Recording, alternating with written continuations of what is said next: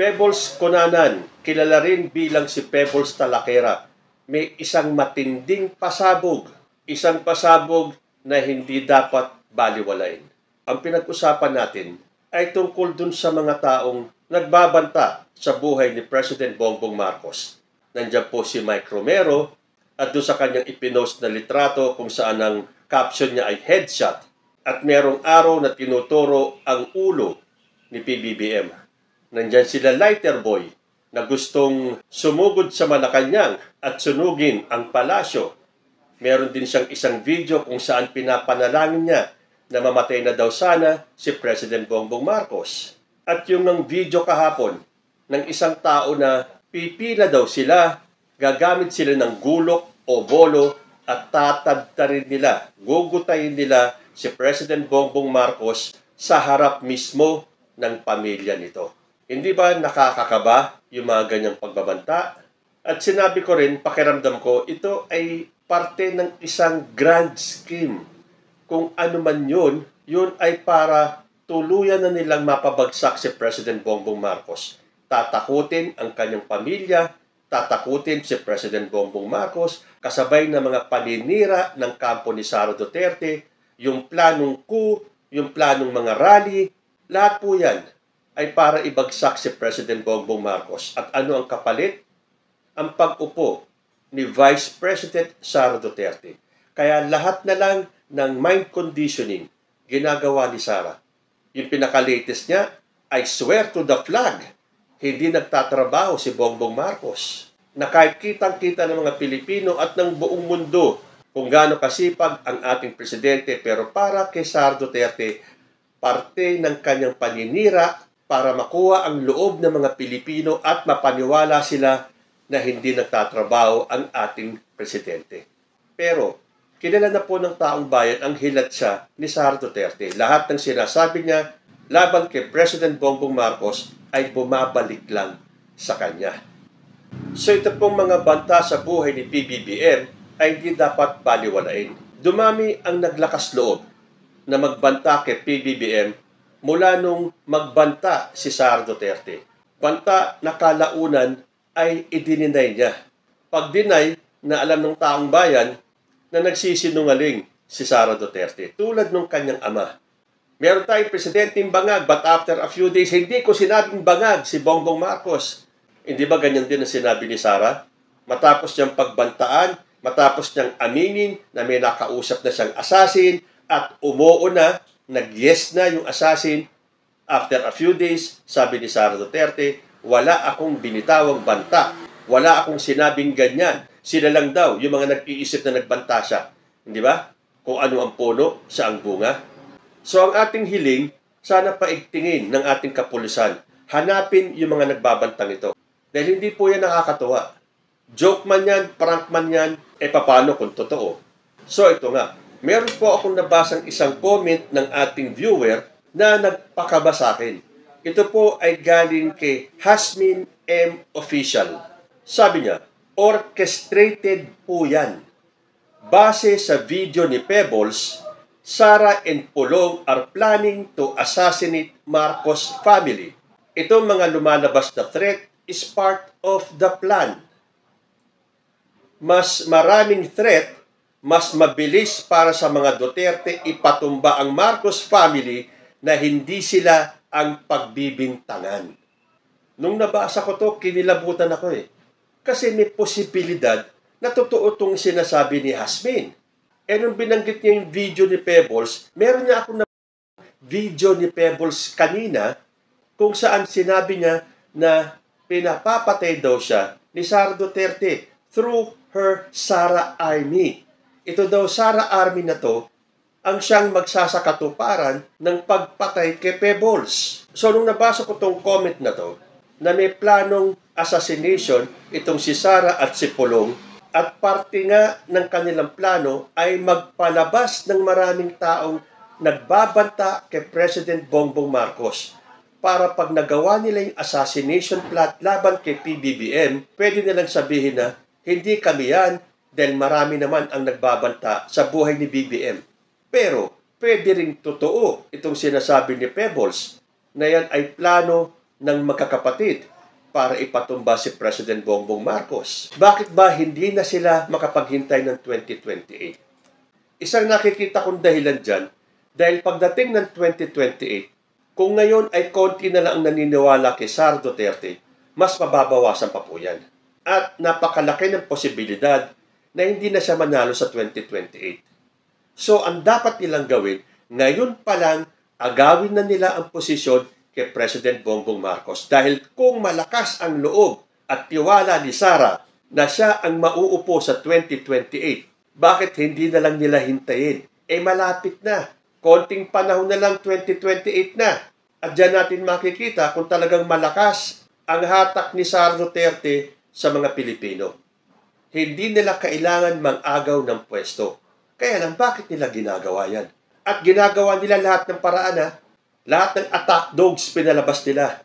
Andiyan si Rowena Guanzon, si Chavit Singson, si Harry Roque, at ngayon naman itong si Miao Miao na si Kiko Barsaga, na halatang-halata naman na may sayad. Pero bakit ba ganun ang mga pakawala ni Sara Duterte, no? Parang puro may sayad.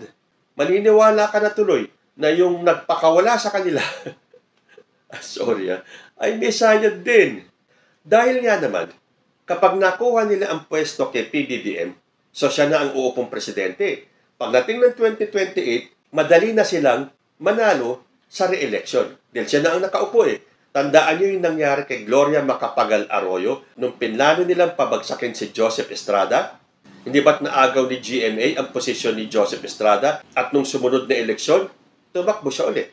Ganun din ang gusto nilang pattern na sundin ni Sara Duterte. So wag na sila maghintay ng 2028. Ngayon din, pabagsakin na si President Bongbong Marcos. Ang alam ko, pababagsakin lang sa pamamagitan ng rallies o ng kudeta o persahang pagpapaalis. But not to the point of assassination. Pero naisip ko, isa na naman to dun sa intrigang tinanim ni former President Rodrigo Duterte. Nung sinabi niya sa harap ng mga supporters niya na baka matulad si PBBM sa kanyang ama na napatalsik sa pwesto. Tandaan nyo yung sinabi ni Digong na sila ang nagtatanim ng ebidensya, peke man o hindi, at sila rin ang nagtatanim ng intriga. Mula sa pagiging drug addict, sa pagiging weak leader, at itong pinakalat ng intriga na matutulad si PBBM sa kanyang amang si Apo Lakay. Na dapat maisakatuparan nila na kanilang mapaalis si President Bongbong Marcos. Pero aabot sila sa assassination. Sa bagay, kung matatandaan niyo yung meltdown ni Sara Duterte, hindi ba sinabi niya, may nakausap na siyang assassin at umuo ito. So, sa takot nila na kung may mangyari man kay PBBM, kailangan hindi masisi ang mga Duterte. Magpapakalat sila ng mga taong magbabanta sa buhay ni PBBM para pag nagawa nila yung kanilang maitim na balak, hindi sila ang sisisihin, kundi yung mga taong nagbanta sa buhay ni PBBM. So ang ginawa ko, nag-research ako ng mga interviews at mga videos ni Pebbles kung saan ibinunyag niya itong assassination plot para patumbahin si Bongbong Marcos. At nakita ko itong interview ni Mark Ramos kay Pebbles Talaquera. Although true phone lang yon.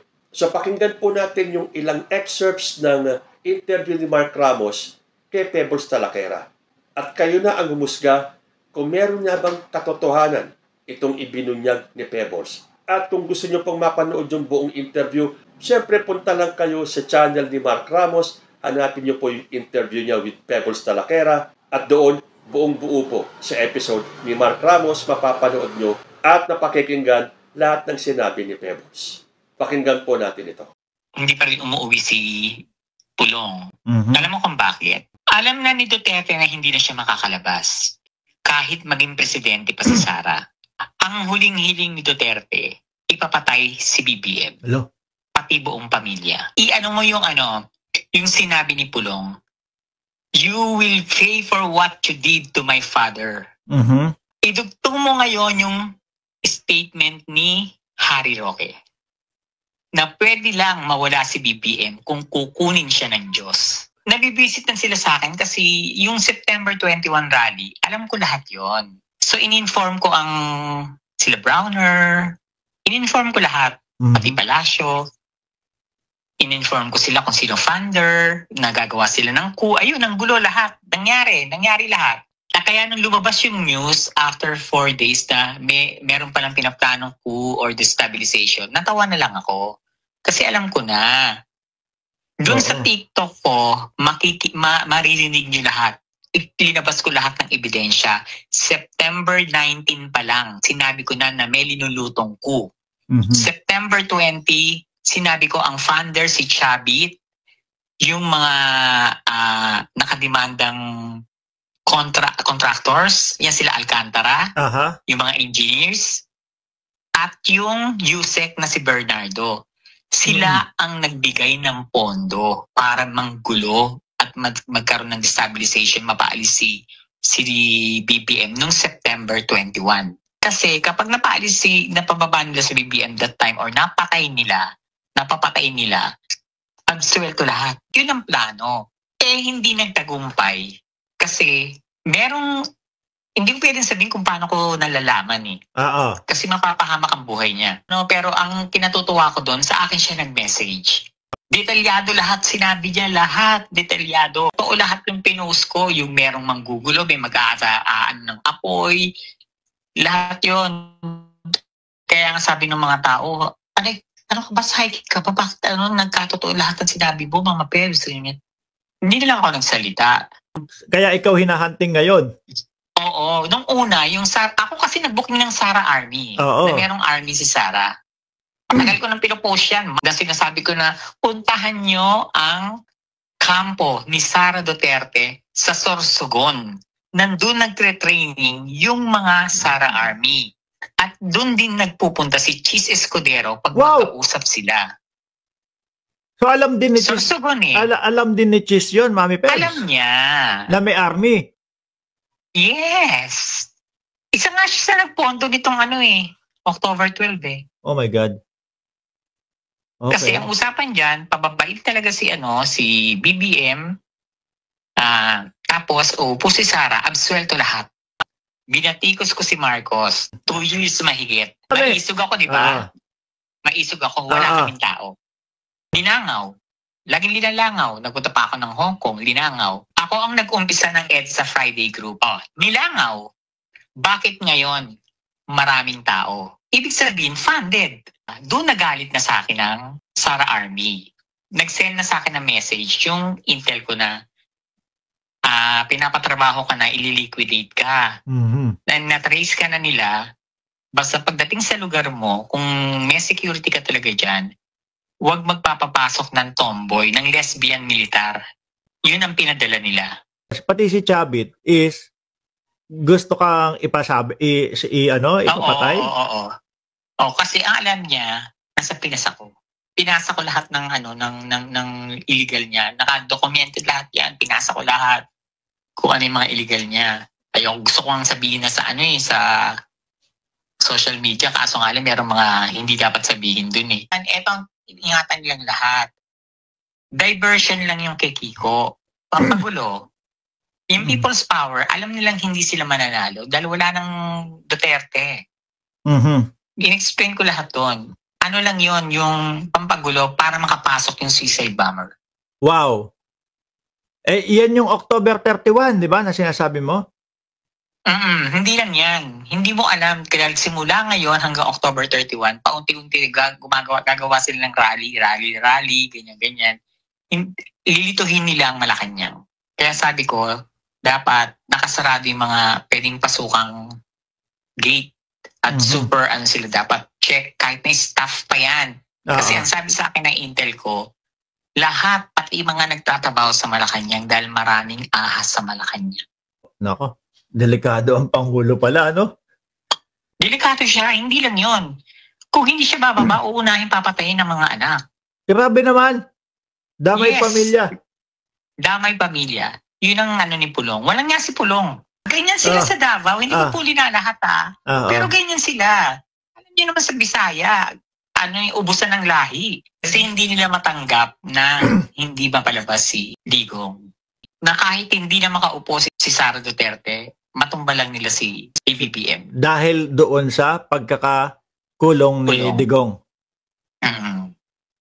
So, sa tingin ninyo, may katotohanan ba ang mga ibinunyag ni Pebbles Talakera? Hindi kaya ito ay dala lang ng galit? Dahil dati pong DDS yan, si Talakera. Bumaliktad at ibinubunyag na ang kasamaan ng mga Duterte. Dahil sa totoo lang, dumadami po yung mga DDS na nagbabanta kay President Bongbong Marcos. So manggaling man yung pagtumbak kay PBBM dito sa mga taong nagbabanta or sa pamilya ni Sara Duterte, kailangan pong magbantay tayo. Dahil sigurado naman na nakakarating kay President Bongbong Marcos lahat ng balitang ito at lahat pong pagbantang yan ay hindi po binabaliwala at lahat po ng death threats na yan ay siniseryoso ng Malacanang. Tayo naman po, on our part, ang pwede natin gawin ay pag-ibayuhin po natin ang ating pagdarasal na protektahan ng Panginoon Diyos si President Bongbong Marcos. Tumindi kasi itong mga banta kay PBBM nung isiniwalat niya ang mga anomalya sa flood control projects na mukhang maraming tatamaan sa mga kaalyado ni Sara Duterte. At syempre, isama na rin natin yung galit ng pamilya Duterte nang hindi mabigyan ng interim release ang kanilang amang si former President Rodrigo Duterte. Pero, ganun ba kasama ang pamilya Duterte para magplanong ipatumba? Hindi lang basta ibagsak at palitan sa pwesto, kundi itumba